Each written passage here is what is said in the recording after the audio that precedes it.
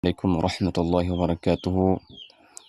Dito naman tayo ngayon sa ating Quran tutorial at ayat tips.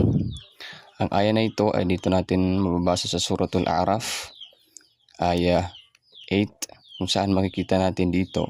Ating makikita, yan, paano natin yan siya babasahin.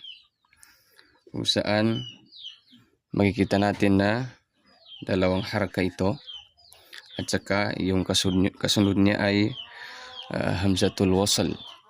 Ito yung parati natin nakikita sa mga upload ko, kung saan kapag ganito, paano natin ito siya babasahin. Isusulat natin para malinaw kung ano ang mangyayari kung ating isa-isahin ang kalima na ito. Okay.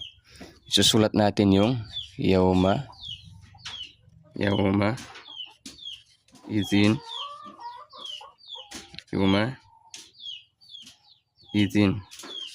okay, yauma izin. Dito papasok yung sukun, nun sukun. Okay, so ang problema, paano natin siya babasahin? Kasi yung kasunod ng nun ay lam na sukun din. So ang mangyayari, dyan na papasok yung nun al-qutni, kung saan kapag magkasalubong ang dalawang sakina na nun at saka sakina na lam dito sa hamzatul wasl ay magkakaroon ng magkakaroon tayo ng nun al-qutni, kung saan yung nun ay magiging kasra vowel. Yung vowel niya ay magiging kasra. Okay?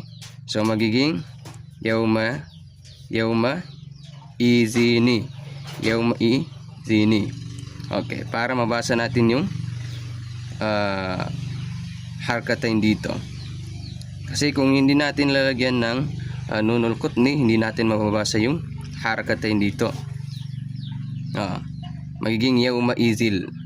Maalis na yung kasratain dito. Pero dahil sa nunul al-qutni ay mababanggit din natin yung kasratain dito. Okay?